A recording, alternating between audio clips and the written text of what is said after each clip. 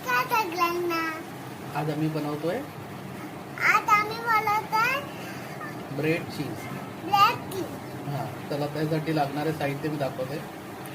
त्याच्यासाठी साहित्य आणणारे ते तुम्हाला दाखवते. Bread, bread. हे आहे चीज.